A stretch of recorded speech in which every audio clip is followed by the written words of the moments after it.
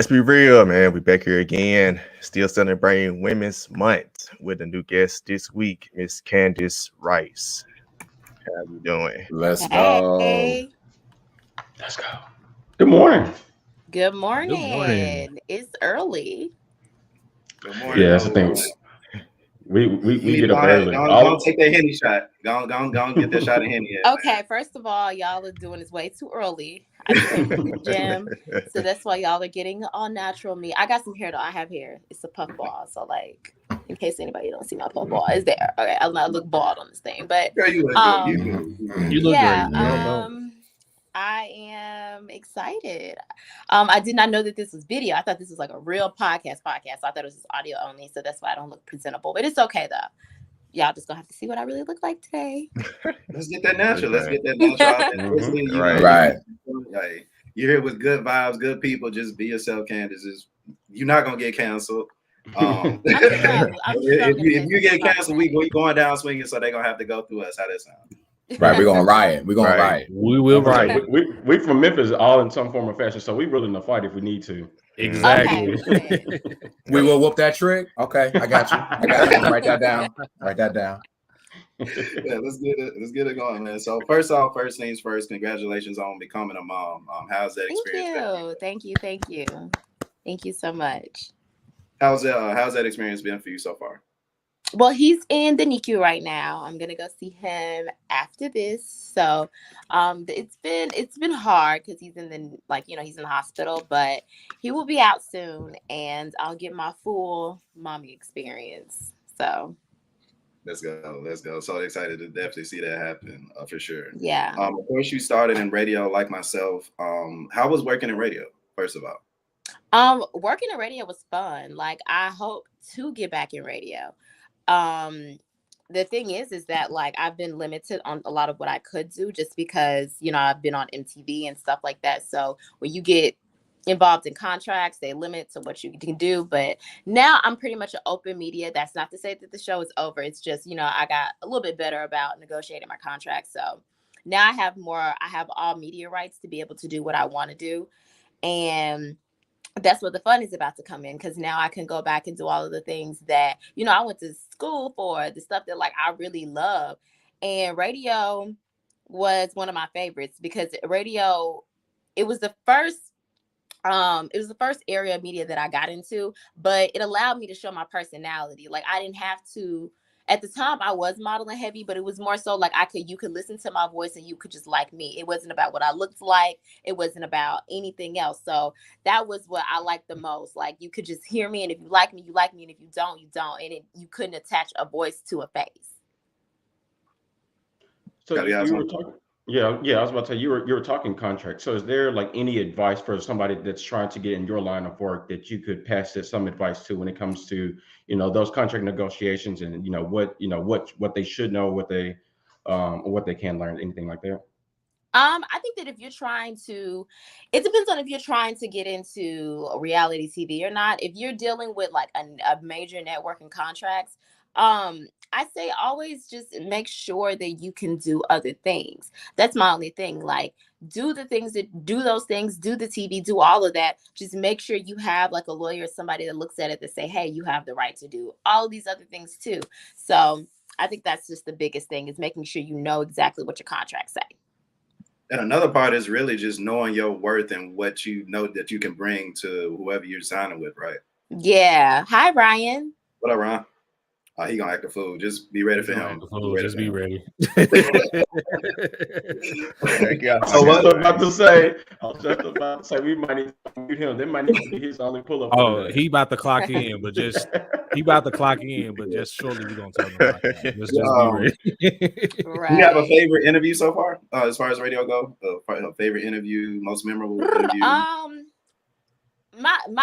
Most of my like really, really great interviews happened when I was with L3 Media, and I was doing I was like literally like a one-man band. I had the camera, the mic, did the light, and I was the personality. So those was where I got my best interviews. I will say that my favorite was Hosea Chanchez of The Game. one of my favorite interviews. He gave a lot of, he was so inspiring throughout his entire interview. And David Banner, I love their interview. He really entertaining. So yeah, those would probably have been my personal favorites. Right. And how did you transition into acting? I really didn't want to initially. I moved out to LA and I was in hosting. I was in classes to like really expand my hosting and really polish myself and, you know, work with teleprompters to prepare myself to pitch myself for TV shows, right? And TV shows as a host. And it was hard. It was really, really hard. Like I did not realize how, you know, how many hosts was out there, how many people wanted to do exactly what I wanted to do. And so, you know, when you out there, you trying to pay rent, everything else, I was like, you know what, I'm gonna just start doing like other little work so that way I can pay bills while I'm, you know, taking my classes and really polishing myself and stuff like that. And so I ended up I just kind of fell into it because it paid money. And so I was like, yeah, we're going to do this right here. And, you know, for Floribama, like I legit, like my friend Misty, as a matter of fact, sent me a link and she was just like, it was a link that was like, are you from the South? Do you want to show about your life? And I was like, yeah, I'm from the South. I want to show about my life. I filled out the application and that turned into a phone call, which turned into Skype interviews, which turned into them flying me out, which turned to them casting me for the show. And let's talk about that experience just for a bit. Like, what was that experience like to work for like a big network for like MTV for one, and then being the only Black, you know, representation that they've had? And reading on like your website, they say you rocked the afro. You were the first to rock an afro on MTV. So I guess to simplify, like, how was it, one, to work for MTV, and two, represent, you know, the culture, especially Memphis? I think that like it's crazy because I really was just being me. When I got into the house, yeah, it was uncomfortable because I ain't never seen like, you know, we from Memphis. I ain't never seen like these type of white people before. But it was definitely like, it was new and it allowed me to grow, like for real. Like it really did. It forced me to grow. And as they got to know more about me and my culture, I got to know more about them. And being on the network and being a person that like I wasn't really influenced by like the MTV look, and it is a look. It's like a, you know, middle part, straight hair, super skinny, big boobs, fake lips type thing. So I wasn't really influenced by that. Like I thought I was beautiful just the way I was. So I was like, you know, cool. Like season 1, I didn't even know how to do my makeup. Like this was before makeup was what it was. Like I used to go and interview on TV with just like basic foundation, what I look like right now. So yeah, like it was I felt like I was beautiful in myself. I felt like I was just being myself. Like I just never had that type of influence toward what a standard that I felt like I had to live up to. So to somebody else it would be hard, but like for me, I'm just hella secure in myself. So, you know, I was gonna rock my fro. I was gonna have my hair the way it was. I was gonna have my look and like my look. And you know, if they liked it, they liked it. And if they didn't, they didn't. But at the end of the day, like they had already cast me for the show. So, I mean, it was what it was. But I think standing your ground and just, as long as you're comfortable with yourself, rock what you're comfortable with. So that was my thing. I was comfortable with representing myself the way I was. And if people didn't like it, I mean, talk to your mom about it. I don't know. And then speaking of mom and dad, they actually pulled up to the show. So, you know, definitely saw highlights from that. And that's that Memphis in you. That's that Memphis. That's that Memphis. Yep. When you come from good people, they produce good people. So shout out to you for not like being intimidated by everything that you saw and standing ground. And you definitely did your thing with that. I wanted to ask, like, what challenges, you know, as a Black actress do you face, you know, today? I would say that I think that the challenge, well, let me first say that we're probably in this best space as Black people ever to thrive now. We have never been in this space ever before. So the good thing is that this is the time for Black media, Black actors, anybody that is willing to take control of their destiny and really want to do the work, this is the time to come out and do it, because the dollars is going to us. They are. And so I think that the main challenge is, why do you feel like the dollars are coming to us? Like, could you like kind of break that down? Are. Like, I mean, we popping right now. We popping in Hollywood right now. Now when I first got season 1 of the show, we was not. But like, as things has changed, especially after 2020, I think that like it's the time for us to really take control of our creativity and really and really capitalize on the uniqueness of our creativity.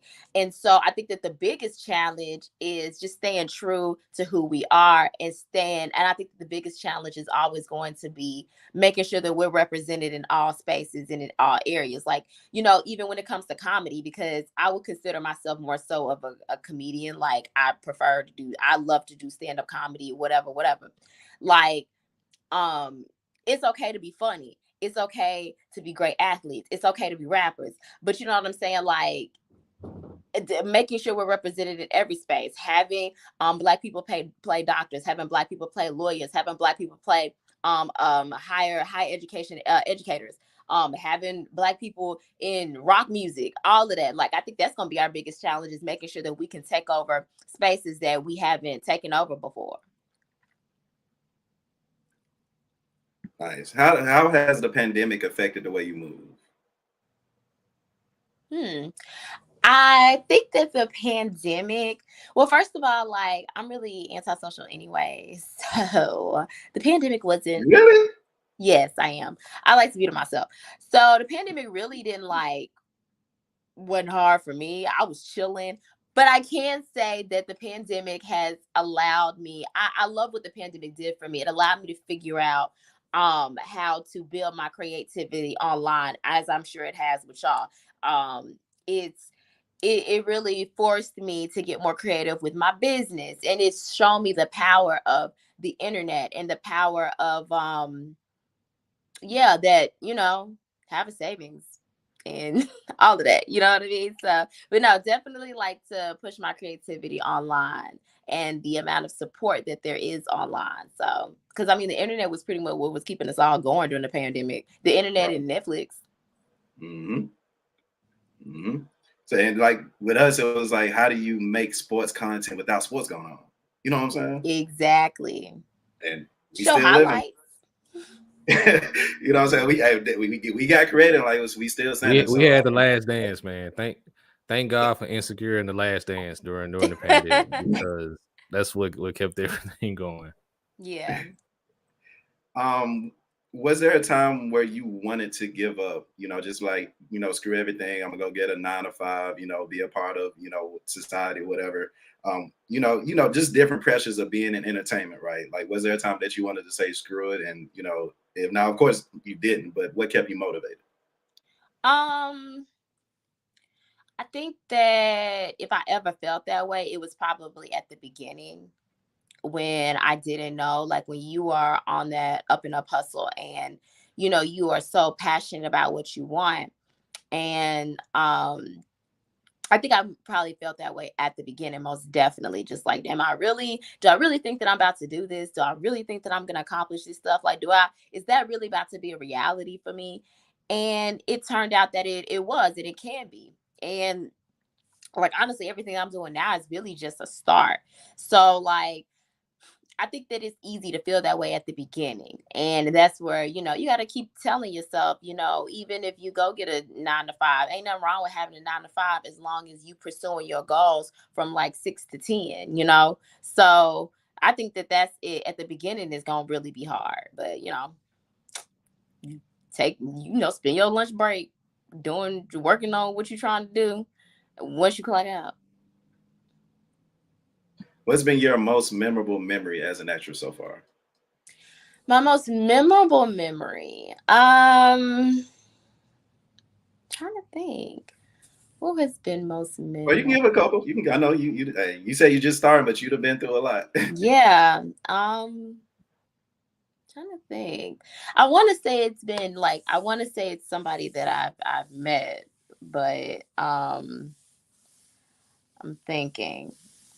I think our most memorable memory was going to the MTV, going to the VMAs and MTV Music Awards. That was cool. And being on the red carpet with like all of these amazing entertainers and actresses and artists and stuff like that. Like that was a wild time. Like starstruck, just were. I wasn't starstruck because I mean, like I interviewed celebrities all the time, but I was more so just like these are like when you're standing next to them, these are your peers. Yeah. Like the Getty photos is getting photos of you and them. Like it's very well. I mean, somebody else may think it differently, but to me, it was humbling. Like that I got to be next to these people. As a Black woman in media, why is it important for you specifically to use your voice? Well, it's important for me to use my voice because I don't particularly like to be sexualized. So when you're a person, especially if you're a model, because I started out modeling, right? And when you're modeling, you're a canvas. You're to be looked at. You're not really to be heard. And for me, that's why radio was so important to me, because it was a way for me to separate the two. I could still be a model, still do the work, and then also have a platform to where I could say how I felt about whatever was going on in the world, and I could showcase my personality and my wittiness and all of that. And so, like, I think that it's important to use your voice when you actually want to have an impact, or if you want to change how the world perceives you just based on your outside exterior. And your voice will do that. And when you speak, there's going to be somebody that won't agree with you. There's going to be a whole lot of people that might agree with you. When you speak, there's going to be people that's going to be like, wow, I didn't realize that you thought that deeply about things, or I had no idea that you had thoughts at all. You know, like it's going to be people that are going to be surprised by what you have to give to the world through your voice. And so I think that's important for everybody. I think that's important for men, women, regardless if you're a model or not. Have a voice on something, even if it's as little as what you think about home improvement, you know, to have a voice on it. That's what's up. That's what's up. And I guess the last question for me is, what's something that you can, or what's a piece of advice that you can give young girls and young guys who are looking to get in media and do what you do? Like, what's some advice that you can give? If I could give anybody that's younger advice on pursuing media seriously, I would say to literally just don't stop. Like, work hard for those interviews, work hard contacting people. Even if you have a dry couple of months, like don't stop. Everybody that in Memphis that I know that's doing media has been doing it for a long time. And a lot of them still got 9-to-5s. They could have graduated and went, oh, Jesus, the sun, Lord, God said, hey. Okay, so let it brighten up your day, girl. Let it brighten up your day. I'm sitting in front of the window, it just kind of like boop. Okay, but yeah, like don't stop. The people that I know in media, some of them are still working 9-to-5s. They like, you have to really love it. And they could have graduated, they could have went to other cities. They didn't want to. They cared about spreading the voice and covering stuff in here in the city of Memphis. And so like, I just think that you really have to keep going. Like it's not a overnight success, the same way acting is not. You mentioned having Carrie on. Carrie been hustling doing this for 5 years. You know what I mean? And Carrie still isn't she's not Halle Berry yet. She's going to, but when you see her at that level, she will have done this for 10 years already. You know what I'm saying? So it really is like you just cannot stop regardless. Like you have to always count that your next interview or that next person that you have on your platform or that next thing that you cover, treat every single one like it's gonna go viral. Even if you don't go viral, you treat each one like this the next one. And I don't care if people think you crazy. This is it. I tell people I'm like one of them rappers that can't rap. I would be all about it. Yeah, this is my next hit. This the hit right there. You man ain't never had no hit. I ain't never had no hit, but hey, this my next hit right here. This is a hit right there. I talk just like that. So speaking of next, what's next for you outside of the mixtape that you got coming? Well, so I just recently got signed with a new agency. So I'm going to be moving more so back into modeling. That's why I'm in the gym, losing weight, everything else, trying to drop the baby weight because I'm going to be going back into modeling heavy. And we don't know where we are going with season 5 of the show yet. So we're kind of still on holding for that. Like the show hasn't been canceled or anything. So they're trying to figure out what they want to do with that. And then I am also transitioning into movies and expanding my business. So I have 2 auditions that are due by the end of the month. So yeah, as we keep going, I'll be slowly moving into doing more scripted work. So shouts to you. You got a lot going on, and you're the I mom. do. Like, I you got do. a lot. Amazing. I have a lot going on. That's why I look ugly on this interview right now. Like, I'm No, constantly no, going. don't I never say stop. Shouts to you. Thank you. Thank you. Like we really, really do appreciate your time, Candace. You know, you definitely didn't have to, but you came on, you did your thing. You think you look ugly, and I'm Yeah. Come on. Stuff like this, I be trying to look Instagram worthy. You know what I mean? Like, but it's cool though. I'm not even mad. Just it is what it is. Well, like I said, it was great having you on, Candice. Appreciate the time. Thank you for having me. Where can we follow you? You can follow me on Instagram. That's where I am the most active at. This is Candice Renee. You can follow me on Twitter at Pimp Fried Rice. PIMPFRY. I think that's it. FRYDRICE.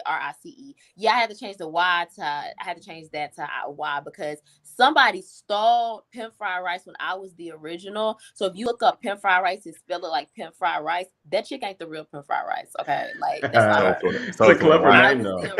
It's a clever name. Yes. Yes, I happen to have changed my name and she stole it and then gonna try to put the little trademark thing. No, I trademarked it anyway. I wasn't even tripping. I'm not even making no big deal. Like you want to pull up and fight her for real. I'm Pimp Fried Rice with the Y after in the fried. So that's that. And then you can follow me on Facebook. I'm more conservative on Facebook because my family follows me on Facebook. So follow me on Instagram. Hey, like all of us. Like all of us, right? Yeah, we all saved on Facebook. Right. Right. I got it. So I know when people's birthdays is. That's why I got it. That's all it's for. That's it. Mm-hmm. Great. And we also have your website at CandiceRenee.com. Oh yeah, you can check and see all of the things that I do. A lot of people do not know that I have a not-for-profit. A lot of people don't know a lot of things that I do. So yeah, check out my website, CandiceRenee.com, and you'll find out all of the things. Talk about your nonprofit for a sec before you leave. Yeah, so it's called Urban Therapy. It's still it's an official 501c3, but it's still like in development as far as like everything that I plan to do with it, because the goal with Urban Therapy is to be able to turn it into an app. And so it's going to be an app for mental health. So the way I want to develop it is to have it be a one-stop shop for younger kids and younger Black youth to be able to go there, ask questions, and be connected with a therapist or mental health professional and all be free. Like nobody has to pay for anything. You create an account and you literally just have access to free therapy versus like having to get in a car, go find a place. Because a lot of folks, especially in certain like areas in Memphis, do not know how to get resources to therapy and to mental health professionals. So and they don't realize that they can even get it paid for. So it's supposed to be like a one-stop shop to provide the resources to get it in your city, and then also to connect you with somebody as well. So nice. Keep us posted on that for real. Like we'll do. Sure. We'll do. Sure. Yeah, that's it for me. Y'all got anything? Thank you again for coming on. Of course. Thank y'all for having me. Y'all have fun. Continue doing what y'all are doing. This is cool. Wish I had a podcast. I don't even know how to get out of this thing, but whatever. Just X me out whenever. So you're giving us the right to cancel you. Is that what yeah, can't. Okay. Dang, Skylar, not our guest like that, man. No, Where your I manners know, at, right? bro? Where your Yeah. manners at? The XL, I tried to tie the two in. All right. All right. Candace, thank you again. Thank you again. All right. Candace. Have a good one, y'all. Y'all stay blessed. All right, you All right, too. You too. Thank you. Bye. All right. Let's get a message from our sponsor, and we'll continue with the podcast. Yeah. Let's Be Real Media is pleased to announce we are sponsored by Ralph Brand. Ralph culture is surrounded by skates, punk, and hip-hop art. We are looking forward to co-designing materials for this journey with them. Please visit ralphbrand.com for purchasing merch now and for future collaborations with Let's Be Real Media. All right. That was a great beginning, great Q&A. So let's go and get ready to transition into sports. Scott. Yes, we sir. go. Yeah, so super hard to follow that great guest we just had. It That really was a is. solid Yeah, it interview. really Actually, is. that's probably one of the best ones we've had. But you know, it's March. It's probably one of the best times of the year. It's March Madness is here. I got my Memphis hoodie on again. You know what I'm saying? You know, Memphis did win. Shouts to everybody on the podcast. I think everybody's teams won. Ohio State won. Tennessee beat the brakes off somebody on Thursday. So, you know, shouts to everybody's teams winning. But this segment is only for Memphis. I'm sorry to tell you. So Memphis did win on Thursday against Boise State. They're in the Western bracket for the NCAA tournament, so they all the way out in Oregon. So I hate that they're so far, but they are taking on Gonzaga, which is probably one of the best teams in the country, and they've been that way for the past few years. So Memphis is taking on Gonzaga tonight. It's during prime time. It's the last game of the night, if I'm not mistaken. So we can talk about, if y'all want to talk about your team, you can. If you want to talk about what Memphis needs to do to win the game, if you want to talk about that, you want to talk about another team, whatever. But it's open. Let's go. Took, Sheedy, Trevor, Cap should be back by the end of me. Man, I just want to say, shout out to them Tigers, man. Shout out to them Tigers. I kind of had a scare, and I kind of would have been like karma, because of course I had a gig earlier this year, last year at Boise State, and I connected with them. I texted them. I was like, "Go Tigers!" It's just like, yeah, hopefully we just get some momentum. And then the Tigers made that run. I'm like, oh shit. But then, hey, the Tigers kept. They gonna stress you out, bro. People might as well look. I added more stress to myself than what I needed, and it's on me. It's cool. I take responsibility. Yeah. But really, just all this, everything that somebody negatively said about ALO, just need to look at themselves and realize that you're wrong. Look at yourselves in the mirror and say, "I was wrong." Give 3 seconds for that moment of silence. Because that's exactly what needed to happen. Shout out to ALO, the heart of the team. Even though he's not the best player, he is the heartbeat of the team. I believe he will be playing later on today. Tigers got a game plan. Let's get that game plan. I think that this will be this couldn't be even more perfect opportunity for Durant to show, top 15. Okay, yeah. Let's show him a top 10, top 5 player against the projected number 1 player. And let's see how we do, man. I'm all in with the Tigers. I do have us winning, even though I ain't do a bracket, but come on now, I got us winning, though. Let's go. For sure. Best bracket is no bracket, so you all right. There you go. Hey, best bracket is no bracket. Stress free, baby. I'm just enjoying it. There you go. Exactly. Exactly. It's on me. Yeah. Well, I'm not going to take my time and talk about Ohio State basketball, but kudos to us for winning that game and moving forward. Like you said, Skylar, this is about Memphis Tigers basketball. And so let's talk about Memphis Tigers basketball. I watched the Memphis Tigers game, and I watched the Gonzaga game as well. And things I want to give kudos to, because, I'm a very huge critic of Penny, was not how he came out in the second half, but more or less his adjustment during the second half with his half-court defense. Boise State started on this run, and the only way to stop that run from Boise State was to literally get it better in the half-court defense. And they were getting killed on the switches. And a lot of times that ALO getting his ass whooped in the paint, so to speak, because they had switched to a bigger man, and either he was fouling or they were scoring buckets on him. But it was a great adjustment by Penny within the moment as well. It's during Jalen, we say ALO is a heartbeat. Jalen to me is the soul. And like legitimately, you feed that man, or you don't even need to feed that man. He'll find a way to get to the ball. And like there's no stopping him. His motor has to run. Now, what you're going to hear right now is something that I want to make sure your ears are really, really wide open to hear. I believe that Gonzaga will lose to Memphis. The reasons why I believe Memphis can beat Gonzaga is we have to do better on transition defense. Okay, that's a really good killer for them. They were getting beat realistically by a team that had a big man that was down, so to speak, and our big men are not down; they're up, so to speak. We had to stop them from getting inside the paint.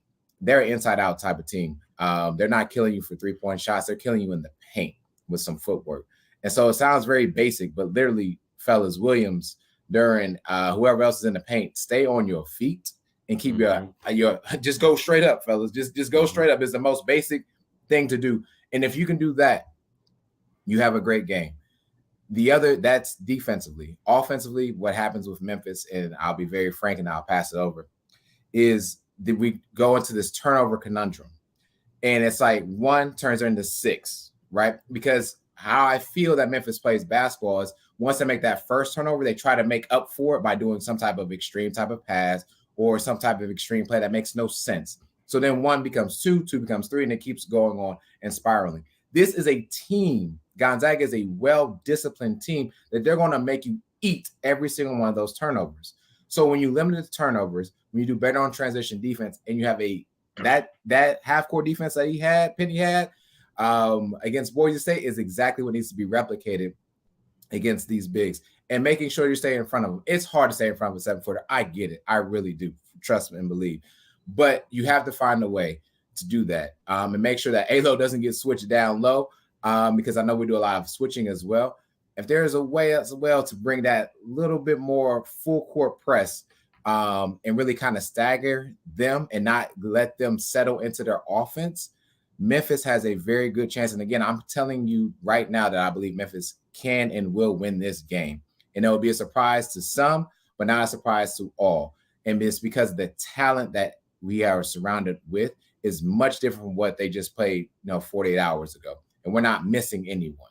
We're going in full body covered of armor, so to speak, and we're going in to win a prize fight. And I believe they have the tools to do that, especially watching what Gonzaga just did. With nothing to lose. Nothing to lose, and they have everything to lose. So let's just put our best foot forward, gentlemen. And I really believe we win. I'm not from Memphis. They win the ball game. Look at you, man. He's coming Came along. with it. He's He coming came with along. the full breakdown. I appreciate that. Yes, that was great. Yes, absolutely. Well, for me, again, kudos to the Tigers for taking care of business against Boise State. To Sheedy's point, the adjustment that Penny made in the second half as far as guarding Boise State in the half court played wonders. But what concerned me, of course, was the first half. Before the first half was over, Penny had played 12 guys.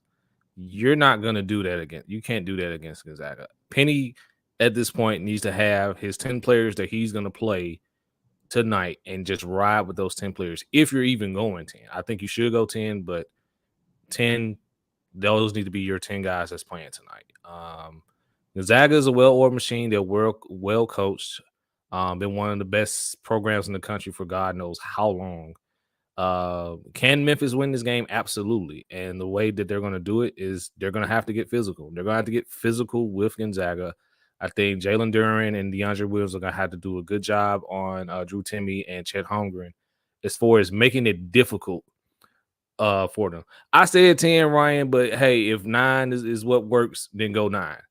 But Memphis is just going to have to be physical with Gonzaga and no empty trips for me. If you're able to get stops, turn those into easy baskets as much as possible. Try to limit as many of your turnovers as you can, because if you're having 15, 16 turnovers or above, Gonzaga's going to kill you. And Gonzaga's going to run away with this game, no doubt. I do believe Memphis can pull this off if they're, like I said, they play physical, and Penny literally has to coach arguably his best game since coming to the Tigers for this to happen. As far as Tennessee is concerned, they're just showing everybody why they've been one of the best teams in the country for the entire season. I'm still upset that they got a 3 seed despite winning the SEC tournament and despite beating a certain team that was ranked above them that lost to a 15 seed. So, and really just the whole SEC as a whole has been terrible with the exception of Auburn and Tennessee, of course. So kudos to the Vols. They have their second round matchup, I believe, today against Sheedy's nemesis, those Wolverines of Michigan. I fully expect this to be a good game, but I think Tennessee pulls through and moves on to the Sweet 16. I really like how Memphis and Tennessee can come together at the expense of Kentucky. It was hilarious. When those two fan bases get together, it's unreal. Oh, no. It was a third when Louisville jumped in there too.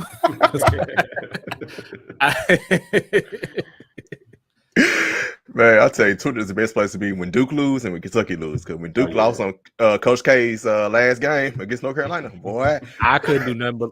That's why I got that Skeletor running off laugh, because that's all you could really think of. Kentucky listen to the Peacocks. The Peacocks, man. You know why I heard St. Peter's. You know why I hear Peacocks, I think about the original freshmen at Bel Air. Peacocks. Mm-hmm. We're marching down the field. Peacocks. I think about that every episode I watch Bel Air too, because it's on the Peacock. Yeah. So hey, good stuff, man. But shout out to UT, shout out to Memphis, shout out to Ohio State, Sheedy. We all made it, man. We all here. But like I said, we talking about Memphis. Really good game against Boise State. I expected what happened to happen in the second half, because that's what happens in Memphis games. It's just it's just honest truth. Alo's ankle, he was playing tonight, but he is scaring me some how effective he can be. But I'm pretty sure he's gonna produce at the rate he can anyway, regardless. The X factor would be, and I'm glad Penny did play him for the few seconds or minutes he did, Imani Bates. That's a reason. I think it was the reason why he did that. And it was ain't got on my nerves, the media just all week talking about, oh man, Imani, I guess when they found out he practiced, and it was like, dang, is Imani gonna play? He shouldn't play. They've been playing better without him, this, that. I'm like, bro, it's NCAA tournament. Your best players, they gonna need, if they want to actually win the championship or get a chance to pull off this upset and make it, they will probably need Imani Bates. That's just the truth. If he's available to play, that's a good call. If he's healthy and he's available to play, you might need him. You might need him for a, just for a boost at some point. Than Jaden Hardaway. Exactly. Again, why was he in uniform? I'm sorry. Why was he in uniform? Exactly. So, what do I expect tonight? I do expect a close game. The line is, Ryan said, is at 10. I'm not going to necessarily predict Memphis to win, but I say they will cover their spread for sure. I think it'll be a good game, but after I saw what Gonzaga did, I know that was a weak opponent, but the fact they went from being up 2 to up 25 in a matter of 5 minutes. If Memphis turned their ball over like they did in the second half, boy, good night. So Georgia State hung in there for as long as they could, and Gonzaga just all right, we finna start, we finna lock in now. So, and the key to me is I don't trust our big men, specifically DeAndre Williams, to stay out of foul trouble. Yeah, he's gonna get in foul trouble. Yeah, once he get in foul trouble, that's when Gonzaga could probably roll off and finish it. So that'll be my prediction for the game. Hopefully, of course, prove me wrong. Love to be proven wrong. But same thing, Memphis, same thing, Rick Barnes. I love Tennessee. They one of the best teams, but I don't trust Rick Barnes we'll probably beat Michigan. I don't trust us to get past the Sweet 16. So both y'all prove me wrong, please. Right, for sure. Y'all have kind of already said what my keys for them to win, which is pretty much, I feel like, the keys for them to win every game if they want to make it far. It's one, Ryan said, and I think a couple of y'all said it too, like, they got to make this game ugly. Like those, I'm envisioning like those Memphis Grizzlies games when they were playing the Spurs, and it was like super low scoring, where they were playing the Clippers and they would win like 90-85 or something like that. Essentially, like, that's what I'm thinking. Like, Memphis has to like keep this game like in the 50s and the 60s, and really, if they're doing that, that means they aren't turning the ball over. Ryan mentioned it. Y'all all have mentioned it. They're going to turn the ball over, yes. But are they live balls, turnovers? Like, when are those turnovers happening to what Sheedy said? Do you have one turnover? That one turnover turns into 6 turnovers and you don't score for like 8 minutes. If you do that, it's a good night season for the Tigers. So I'm just envisioning, A-Lo playing really, really well. Them feeding off his energy because of his injury. And I just think that Jalen Duren needs to play a lot of minutes in this game. What I saw when Gonzaga played Georgia State was in that game because of their big men. When they started to get blown out was when their big men really got in foul trouble. They were fouling out, and there was nothing else that they could do. And so, just as good as Gonzaga is with Chet Holmgren and Drew Timme on the front line, Memphis, if you want to call a spade, is they're just as good, maybe even better with DeAndre Williams and Jalen Duren. So they have to take advantage of their matchup. Stay out of foul trouble, defend without fouling, because that's really, really key. And so if they're able to do that, they can win the game. Honestly, don't know if they'll win the game, but I'm just excited that we have this type of matchup. People are saying, like, I want Georgia State to win, so Memphis can play Georgia State. No, like this is what you signed up for. Like, this is what you want. You want your favorite school or program to go up against the Dukes, the North Carolinas, the Kansas, whoever. This is our blue blood. And so what I want is Memphis to go in and really, punch them in the mouth. That's exactly what I want. Gonzaga, I wouldn't say they fold under pressure, or not fold under pressure, but they struggle when there's a team that can, fight them back, when they can push them back. And I feel like Memphis can do that. I feel like we're going to see the South Memphis in Memphis today. Landers Nolly is talking exactly how I want to. He was saying that, this isn't a David versus a Goliath. This is a number 1 seed versus a number 1 seed. That's how I feel about it. So if he feels that way, then that means the coaching staff and, the team feels as if they're confident to go beat Gonzaga. And so I'll be somewhere watching the game on another level, but I'm excited for this matchup. Before we go on, like 3 years ago, right? Penny came out in all the smoke with a white hoodie on, saying that he want all the smoke. Mm-hmm. And now we're literally going against the number 1 team in the NCAA tournament.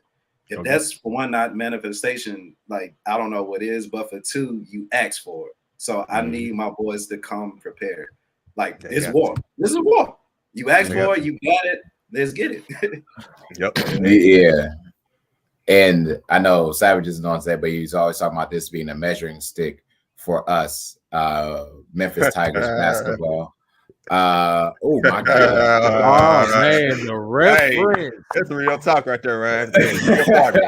But there you go. With the potholes. But I would say it's not only just a measuring stick for Memphis Tigers basketball, but this is Duren's measuring stick as a big compared to another big. And let's see how much he shows up. Like, how does that excite? Like, if I'm going against a player that technically maybe is better than me, then I'm showing him why he's not. Period, point blank. And like, you don't have to be, and this is what I love about this part of the game of basketball, so to speak, and sometimes with football as well. It doesn't matter what you did in the regular season. It doesn't matter what you did in the tournament. You legitimately have to be the best team for 40 minutes. That's it. That's it. And so, to the point about, D. Will fouling, like, he's got to get in a good headspace. We got to keep him fully motivated. And Duren, again, I don't know what that man has a Dennis Rodman radar for the basketball. He will always find the ball and keep himself engaged, even if he's not feeling that way. Test is here. Again, y'all thought I was going to say something different earlier. I'm actually all in for Memphis to win this game. I don't care how many points it is, 1 to 40. I really don't care. Let's go. Just get it done. Let's get the W. And then my fault. Go ahead, Cap. I about to say, Al Davis said it, man. Just win, baby. Yeah. And Sheedy, that 40 minutes thing, if you ask a fan of the University of Illinois, they'll probably dispute that, because they were like the best team for 25 seconds and they ended up winning against Chattanooga. So good one. That's a dub. They showed that lead. But let's transition on. Like I just referenced Al Davis to the NFL. Let's get it. So with March Madness, of course, kicking off, we also had the start of NFL free agency. Skylar, don't worry, I'll be joining you in a second. But first, we're gonna get to the first trade, the first big trade that went down with Davante Adams. being traded from the Green Bay Packers to the Las Vegas Raiders for literally a first. I think it was a first and a second, just 2 picks in consequent years. And in addition to that, Davante Adams' contract got restructured, so he's on pace to make $141 million over the next 5 years. Gentlemen, your perspective from what this means for the Raiders and what this means for the Packers. And we'll keep it clockwise. We'll start with Skylar, Cap, Sheedy, Toot, and then I'll provide my final thoughts or whatever. Let's start with the Raiders, because the Green Bay thing, that's a whole different topic or perspective. But I think for the Raiders, it's good. It shows that, you know, they're looking at the landscape of their division, because you've seen what Denver has done, you've seen what Kansas City has done or has been doing for the past few years, and you see what the Chargers have done. So you got to make some type of move, and then going out to go get Davante Adams and only have to give up 2 picks is mind-blowing to me. Like, that's the part that I'm just trying to really just wrap my head around, because that's legit. Davante Adams, call it what you want to, is top 2, top 3 receivers in the league. So if you know, to only have to give up 2 picks for that is good. And so for the Raiders, it's like, you know, do what all you can to, you know, to make the playoffs or to win the division, because that's a tough division. Just how the NFC West has been for the past, you know, couple of years, the AFC West is going to be just as crazy. So I'm happy for them, but, you know, as a Pittsburgh Steelers fan, just like, damn, you know, that's somebody else you got to now worry about. As far as Green Bay is concerned, I mean, we all know what it is at this point. We talked about it a little bit before we got on air. You see now, if you haven't seen before, that Aaron Rodgers, I wouldn't say does not care about winning, but his level of care to win football games, you know, throughout the season and in the postseason isn't as high as probably Tom Brady or Peyton Manning or Pat Mahomes or Drew or whoever. He's not it. I'm not sure what it is, but it just seems like he cares more about money than, you know, making sure that everybody on his team is getting paid, so that way they have the best talent to go out and win football games every year. And so I honestly don't know what Green Bay is doing. You saw what it was. You knew. I didn't think, you know, Davante Adams wasn't coming back. But when you saw that Green Bay, or when you saw Aaron Rodgers got that contract, you was like, damn, somebody ain't coming back. And so you just see that Davante Adams may be sick of Aaron Rodgers and his mess. I probably would be too. So, you know, I'm not sure what the heck Green Bay is about to do, but they ain't looking good right now. Yeah, pick back off your thing about Green Bay.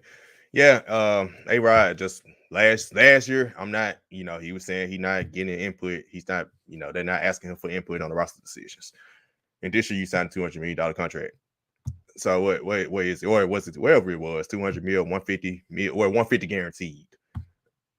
So it is whatever, you know, Aaron Rodgers is what it is with him. He's gonna be one of the, I guess, greatest. He would be challenging Peyton Manning for greatest regular season player ever. And, you know, Peyton Manning now got 2 Super Bowls, although the second one he wasn't good, but he still got the second one. So when Aaron Rodgers scheduled to Peyton Manning, he got 4 years to do it. Don't look like he will, but hey, oh well to him. As for the Raiders, you know, kind of like Skyler, Steelers fan, me as Titans fan, I'm just happy it's not in my division, but still, man, it's the ALC. But you know how I'm taking it now. I woke up this morning, I was like, you know what? We resigned Harold Landry. Our defense is going to have to become 85 Bears. Let's just go. I'm ready. We got to beat the best to be the best. So let's get it. I'm ready for all the smoke. I'm glad the Raiders got them. I'm glad another trade went down that we about to talk about in a second. Hey, let's get it. ALC West. All 4 teams actually can get into the playoffs. So that's scary in itself. But hopefully they beat each other up. Well, I don't get into it. But it's about to be a gunly over there. I'm glad I'm not a fan of any of those 4 teams because, man, this would be fun sledding. And guess what? My Tigers had the pleasure of playing against that division this year. So let's get it. Wait, but hold on. I don't think all 4 of them can get in. Only 3 of them can. All 4 can. It's 7 teams in the playoffs now. 4 division winners. 3 other wild 4 cards. division winners. 3 wild cards. There's 4 teams. Woo. I'll just start with talking about the AFC. AFC is not somewhere you want to be a part of at all. Like, I don't even want to be a part of AFC. You guys have a multitude of quarterbacks, and a multitude of defensive talent as well. What the Raiders did was they got Adams into the point that was made as well. Adams signed with a player that he's used to. That's chemistry. And that's something that is not written down anywhere, right? And so he'll be able to get that back with Carr. I hopefully so. I'm sure they probably shared some records while they were at school. But when you look at the Raiders, I love the Adams pick, but I love the Chandler Jones thing too, and what they're doing defensively. And if they still have some money. And then there's been some rumors that the Raiders are going to go after the Honey Badger as well. But just sticking to the trade about Davante, I said 1-2. I mean, you can flip a coin, but I mean, he's pretty much the number one receiver in the league. And to trade him for picks, like you don't know what these picks are going to do at the end of the day. You know, Davante Adams is a proven winner, a proven all-pro, not a Pro Bowler, but an all-pro, a guy that can really change the game. And you give Derek Carr. Derek Carr now has really two weapons, right? Well, really three if you want to get really technical. But I mean, when you have a receiver as Adams, you have Waller as well as a tight end, as just a net, just in case Davante's not open. That's unfortunate for AFC West. But again, they're going to beat up on each other. But if all four teams can get in, and you're right, Cap, all four teams can get in, the Raiders will be back in the playoffs again this season. I don't see any other way around that. Speaking of the Packers are also going to be in the playoffs again, because who's going to beat them in the NFC North at this point? I mean, you got shout out to Kirk Cousins, man. Still getting paid out here. Crazy. Still getting that guarantee. I need to find out who his agent is, because ain't no way. Ain't no way. I need to find out who his agent is. Real talk. And he don't need to restructure none of that money. He gonna keep all that to himself. And so I mean, Green Bay is exactly who they're going to be year in and year out. They're going to be a team that does well in the regular season. I'm not saying they're going to win 15 games, 12 games. I'm just telling you that they're going to win the division, because ain't nobody else in that division going to give you nothing. As opposed to even Aaron Rodgers without Davante Adams is still a formidable team. To the point that was made about Aaron Rodgers, I don't believe he is a good team player. With his contract signing, like, not only did Davante Adams leave, but also, like, you know, you lost your best defensive player as well. He's gone. He didn't sign with the Ravens yet, but I think he's looking to sign somewhere else. But it's really like, I'm all in for Aaron Rodgers. Well, sir, there's another 21 players that have to get paid, right? At least to start on offense and defense. You saw what Tom Brady did. You saw how he kind of restructured his contract. You've seen how these great quarterbacks have done that. Even Patrick Mahomes, who's making $500 million over the span of time, but he's done it in a way that still pays other players as well. Aaron Rodgers, you still need an offensive line, sir. Last time I checked, you ain't got the best one.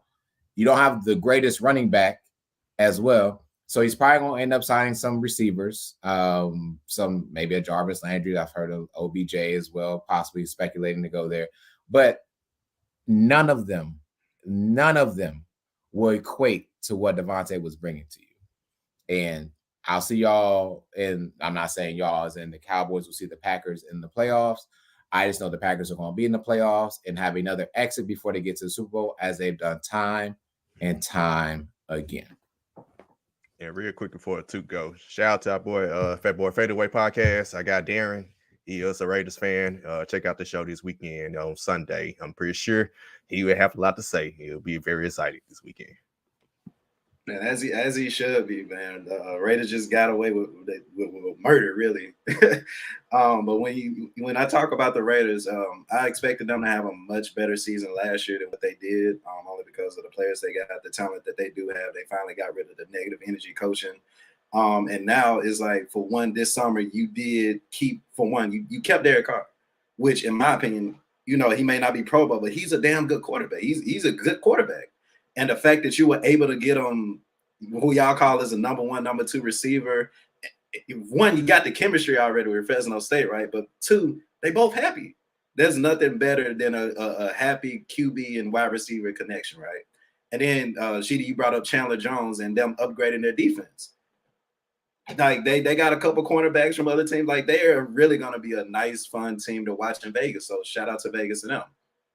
But as far as the Green Bay Packers go, It don't make sense. Like, why would Aaron Rodgers sign a $40-50 million contract a year after he's complained year after year about getting no help? Thank God Davante Adams was able to turn into what he turned into. Otherwise, he probably would have still been complaining. But yet you still signed a contract. You still wanted to be one of the highest paid players, was the highest paid player before the next person we're about to talk about. And you still don't have any help. You literally put money first, which I probably would have did the same thing, to be honest with you. But now you probably won't win another Super Bowl because your front office, who you talked about wasn't good, they're not going to be able to do anything because you got all the money. So it's like you chose money over rings. Some people do your thing, Aaron Rodgers, but I don't expect the Packers to do too much. First round exit bye. Maybe the Vikings do better than them. I don't know. Who knows? But first round exit bye. That's gonna be the Packers for at least the next 3-4 years. You really think the Vikings will do better? The same Vikings team is the reason the Lions have a win on the season. No disrespect to Detroit, but it is what it is. I mean, but you can talk about how Detroit is kind of on the come up too. The fact that Detroit and the Raiders are not Detroit and the Raiders, Detroit and Minnesota are going kind of like this. Change the name. I mean, Detroit had no choice. Change the name, but to go up. Yeah, that's true. And they still got Jared Goff as their quarterback with a ridiculous contract. So I don't see the Packers. My thing is I don't see the Packers getting better, and they just literally lost their main target. So it's like they're kind of damaged right now. Yeah, but yeah, it's just real. Just to all those points you just made too, because why I blame Aaron Rodgers for this whole deal even happening. But I'm trolling.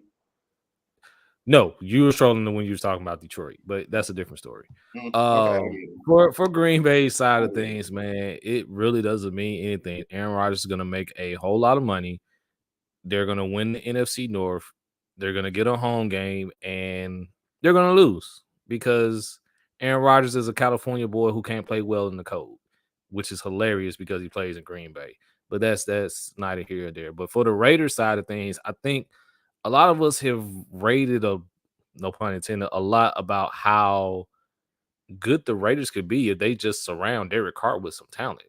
And given how competitive the AFC West is going to be now, getting Davante Adams for literally little to nothing, because giving up 2 draft picks for a guy the Davante Adams' talent is, again, you got away with murder, as Took said earlier.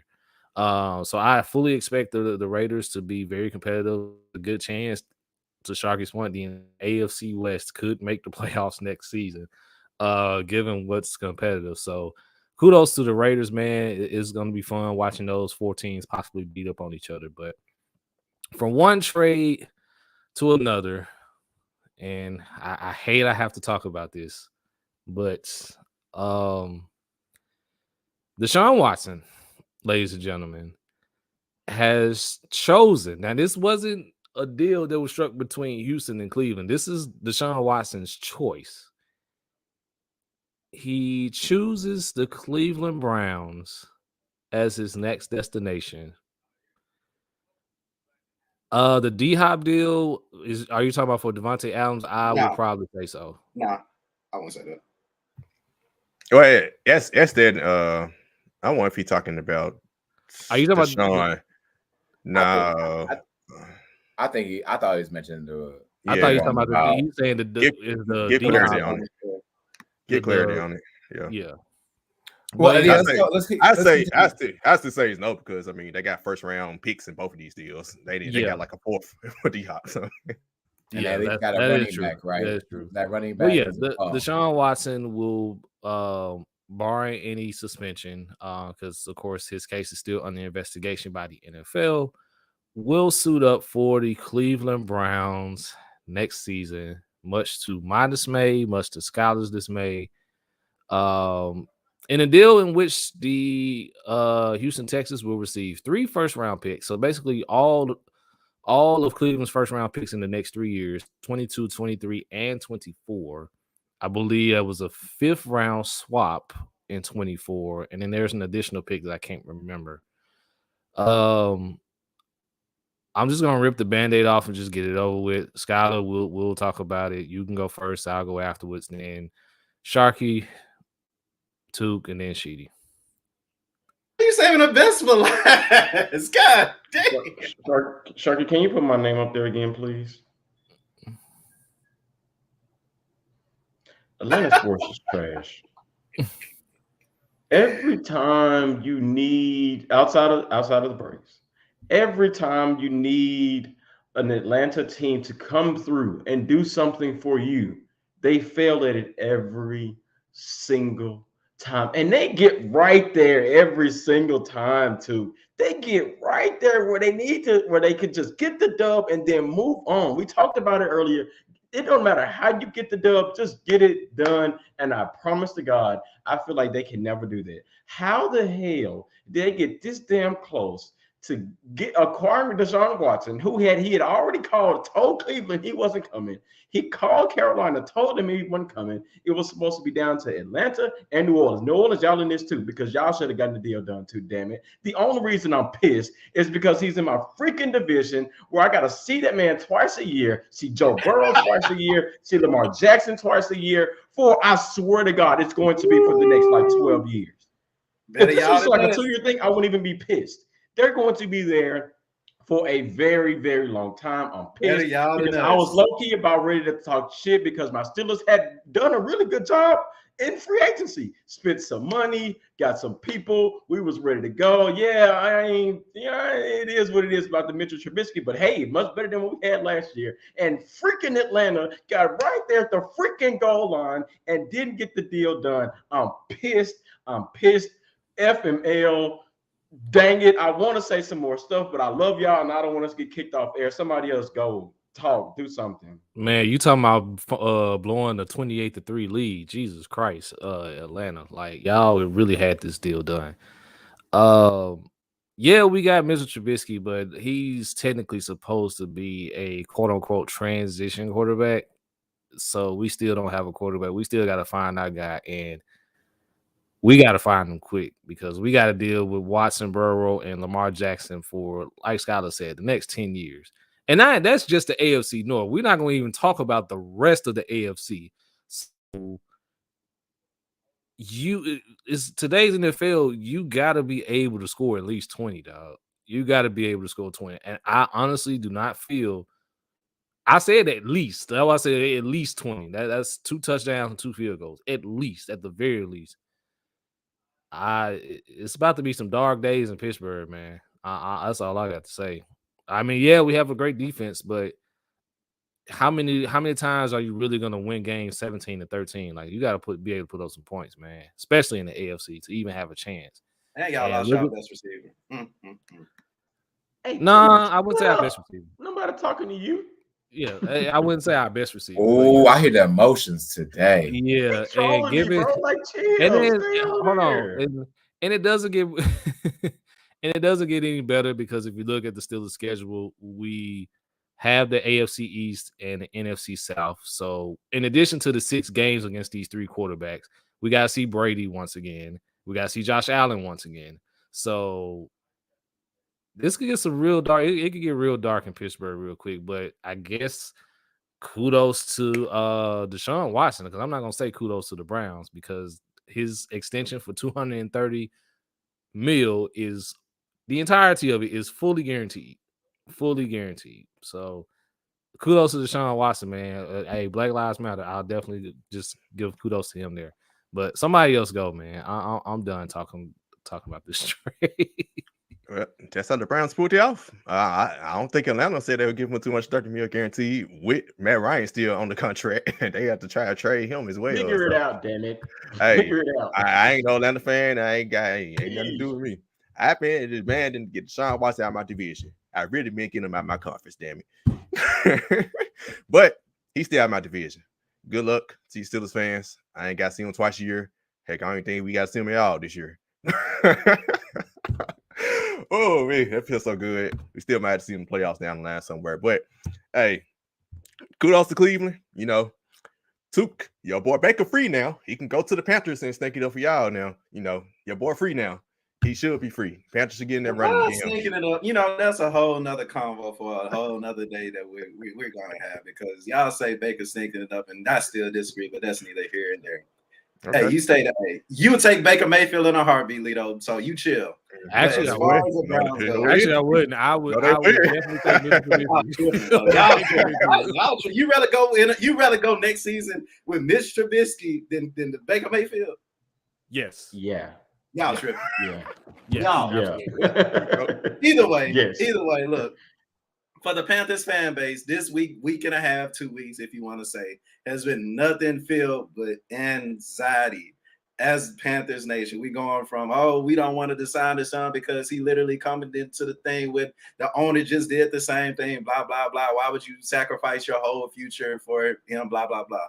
So my thing is, once I saw that he was either choosing Atlanta or the Saints, I was mad because how you feel, Lito? I would have to see him 1 twice a year. And for 2, he should have been a Panther, in my opinion. But it is what it is. But the fact that he goes to Cleveland, where people say, they were a quarterback away from really contending. They paid him the big bucks. To my understanding, the Panthers weren't willing to guarantee the 3rd and 4th deal, so that's why we would have to run him. So the fact that Cleveland said, hey, we're going to get you your bag. We know your talent. We're willing to wait. We're willing to have you for Willie, don't say the next 10 years to dominate the division. I'm nothing but all smiles right now. They ain't dominating. Hold on. But the fact that he's not in the NFC South. So are you? The fact that he's not in the NFC South. Let me the say fact this that he's not quick. in the NFC I South. got a question. Is where I'm. Hold on. Let me say this real up? quick, Cap, before you go. Hey, we got the Super Bowl. The fact that you said that folks in Cleveland said that they were a quarterback away from contending tells you everything you need to know about Baker Mayfield. Folks. Good one. Folks. Also, I mean, my thing is also as well as like, do y'all really expect Kevin Stefanski to do what he's supposed to do as well? Like, you got Deshaun, but you still got a coach who may or may not be the answer for them as well. are you a low key?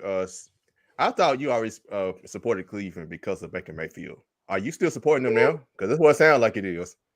I'm supporting the fact that Deshaun Watson is not in the NFC South and is in their division. So if you want to say I'm a half fan, okay. Hold on, him and Savage does this to completely troll us. Because just after the Super Bowl, they were talking about making the jump to Cincinnati to support Joe Burrow. See, him and Savage doing it to try to get under the I mean, if you want to look at it, I really hope. Now I'm praying that Baker Mayfield goes to the Panthers and he completely stinks it up, so we can. We can have this discussion later on. Honestly, I don't see the slowness. Like, he may not be Pro, but I don't see the slowness that people talk about. Like, we're talking about like the season before last. Last year he was injured, so whatever. But the season before last, he was good. I give you that. Good. But he ain't as good as you and Savage were hyping him up to be. Right. Y'all were hyping him up like he's not top 10. Consistently good. That's a problem. Yeah, that's the problem. You say top 15. The potential for him to be top 15 is still there, though. Potential. Hold on. Let me say this. Based off of the season, not last season, but still based before last, Baker finally got a good coach. He had weapons. He was doing his thing. Am I lying? I need to somebody fact check. Am I lying? No, somebody check the draft for me. Somebody check the y'all rather say y'all rather have Trubisky instead of Mayfield is crazy. Yes. Yes. If you want to call him the same quarterback, then it's fine. But I'd rather pay the chump change. The cheaper. That's why I say that. If Baker Mayfield was only $4 million a year, hell yeah, I'll take him. Somebody fact check me on this. Baker Mayfield in his draft class, as far as the QBs, may be bottom tier. The only 2 people that I think is worse than Baker Mayfield in his draft class are Mason Rudolph and Josh Rosen. So there you go. Ooh. What's the Sam Darnold in his class too? I think Sam Darnold was. I'd rather have Mayfield than Sam Darnold. He's worse. I'd rather have Mayfield than Sam Darnold. We saw that last year. Yeah. All right. Okay. Oh, I was like fact checking on that, but I think that quarterback class, Baker's not at the bottom. He's not at the bottom completely. He's not at the bottom completely, but he's mid. I'll put it like that. And that's just me being nice. Baker Mayfield is mid. So, speaking of the non-loud variety, I'm gonna give kudos to Baker where he can get kudos. Okay, he did bring the Browns to the playoffs, and he did win a game. Yep. So did Dak Prescott, and look where that got us. So what I will say is, on paper, going into the last season, I stated, and I'm not going to speak for everyone, I stated that this team the Browns could win the division if they had a better quarterback, because I did not believe in Baker Mayfield. You had Jarvis Landry, Odell Beckham Jr., 2 running backs, a stout offensive line, a defensive line that got even better, drafted well for the corner position, did all of these things only to embarrass yourself and not make it to the playoffs. When you put in, to me, if I'm Deshaun Watson, unless the Panthers weren't willing to get that 3rd and 4th year guaranteed, I have no reason why. So you guys need to look at your organization as well as we need to look at the Cowboys organization. I disagree with that. I disagree. You didn't want to guarantee him a 3rd and 4th year? Deshaun Watson ain't a top 10 quarterback? For my fan base, and literally everything that we could have given it, that package that the Browns got was way better than what we were finna, because we was gonna give them McCaffrey first rounds. We literally give them everything, and with the team that we got, it's like we kind of a quarterback away from in an NFC South to do our thing. Looking back at, I'm like, I'm happy we kept everything, because if we do get a legit quarterback or a quarterback that can do better than Sam Darnold, we got a chance to honestly do some damage in the NFC South. Will you consider all? You do know Brady's coming back, right? I would say, I just want to say that's cool. But if we can come in second, I would take second. I'm good with second right now. Once Brady out of there next year, we're going for first. I'm with it. I'm with it. To the playoffs. I'm with it. So what I'm gonna bring it back to the Browns. I'm gonna stop with the Panthers talk, because I believe in y'all's linebackers. Now, the Browns and the AFC North problem is there's too many good teams in the AFC to make the playoffs. I like that little shot you just threw, but it's cool. Yeah, I got a little piece you go for you. Now, when Deshaun looked on paper with the Saints and the Falcons, he couldn't have seen what he can see with the Browns, period, point blank. And as much as we want to ridicule the Falcons, I can name you about maybe 5 players on the Falcons. I can name you about maybe 5 to 7 players on the defense of the Saints, let alone the offense. But when you look at what the Browns have, and they're going to guarantee him the money, and I think there's a clause in there about his first year, I believe, as well, that says, like, if something happens during his first year, he only gives up that $1 million, something like that. I can't remember the exact clause. But everything legitimately, I hate to say this, is there with Cleveland. I agree with you too. I think that Cleveland has better to offer Deshaun Watson. Deshaun Watson's not handing the ball off to, what was it, the guy's name, Johnson or whatever they traded for D-Hop for, who gave you 400 all scrimmage yards for the entire season, right? You have 2 solidified running backs. You have hogs on the offensive line, and you still, Amari Cooper, yes, he's gone, and he is what he is, but he's still a 1,000-yard receiver. And you're not going to hear Amari Cooper nor someone from the Cleveland Browns organization say, oh, Deshaun Watson's not going to give me the ball and score touchdowns. And so you have that, and you have, to me, I think the Saints may have maybe an edge a little bit better on defense than the Browns, but that edge also comes there's a chemistry between offense and defense. If I have to be on as a defender, if I have to get on that field every single time you throw an interception, a fumble, or do terrible on 3rd down, then I'm on the field with attitude. And I think the Browns are much better. They're good on paper, but they can be much better as they come out. So to me, Deshaun made the best decision. To me, he did. But that also means, Deshaun, you have to contend with not only the quarterbacks within your own division, you also have to contend with the AFC West quarterbacks, right? And the other quarterbacks, Josh Allen's really the best that the AFC East has to offer. And AFC South, I don't know who your best quarterback is. We'll call it Tannehill for now if you want to. But got no choice. Yeah, I mean, nobody else. Yeah, I mean, when I'm not gonna say Trevor Lawrence, but not yet. He's got some weapons though. Not yet. They coming. They coming. That's another team of mid down there. Even CBD. But we'll relax on that. But Deshaun made the good decision. He's getting guaranteed money. And like I said, I can't remember the exact clause in that first year, but damn it, I mean, I'm gonna say go Browns, but that Deshaun Watson to me does not mean that they win this division, because the Bengals have quietly done what they need to do on the offensive line. Their biggest pet peeve was the offensive line. They are addressing that, and they have addressed it well thus far. We gave him Collins for a couple bags of popcorn. Y'all can have him because he's going to cost you a game maybe. But they're doing what they need to do offensively. Defensively, like to see just a little bit more of adjustments. But when you got Joe Burrow and Jamar Chase. Apple. They resigned Eli Apple.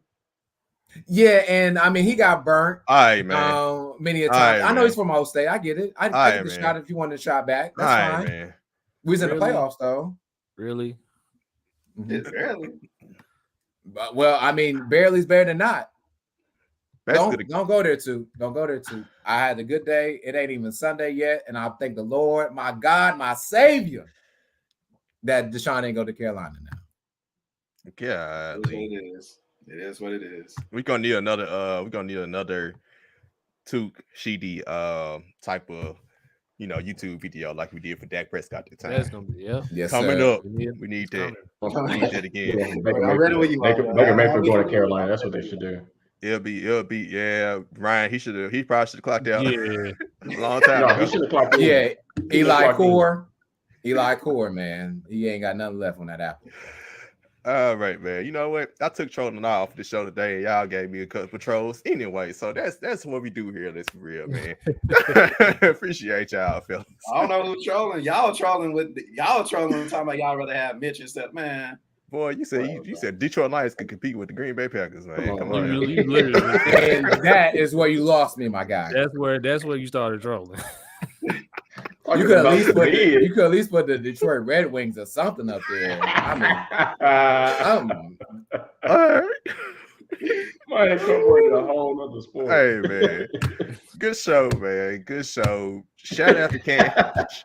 Shout out to Candace again for coming on. She was great. If you missed it, like I said, the podcast will be out, audio. Catch us again on YouTube as well. Shout out to our people who are tuned in, Ryan, Fatboy Fadeaway. I got Darren over there. And I got Damian Adams. Check out his podcast as well. It's The Real with Damian Adams. And Ryan's podcast, The Jump Pass. He's a Tigers fan as well. It's about the Tigers. So anybody got anything else? Always remember, the best bracket is no bracket at all, baby. Just sit back, enjoy all this March Madness. Stress-free, baby. Stress-free. Or fill out bracket and don't look at it no more. Like me. Fair. That's fair. You just fill it out because knowing it's gonna be right. It's gonna bust every year. What's the purpose? Right? Yeah. Thanks, Kentucky. Shadow boy. Quickly, new episode of School and Rashidi is out, man. Make sure you go check that out. I'm gonna drop another one tomorrow because I'm feeling it. Talk about the education. On the state of education that we have it, man. So look out for that tomorrow as well. Something for you to read and listen to on your way to work on Monday to start off the springtime and the daylight savings time. That felt like the longest week of my freaking life this week. But Schooling with Sheedy's back. Don't worry. According to the government, we ain't got to have it no more. So it's cool. They changing time. Well, well, man. Get y'all, of course, y'all know listen to us at Spotify, Apple. Give us 5-star ratings and a review on Apple. Give us 5-star ratings on Spotify. Listen to us, Google. All right. Google. Go look at it. Like my brother. What a mixtape that would be, though. What a mixtape. Gucci Man versus the Gucci. Looking. That sounds like Gucci Man mixtape. Nah, I'm looking at Google and Stitcher, so I put the two together. Google and Stitcher. Well, you find podcasts here, man. Till next time, though. Peace.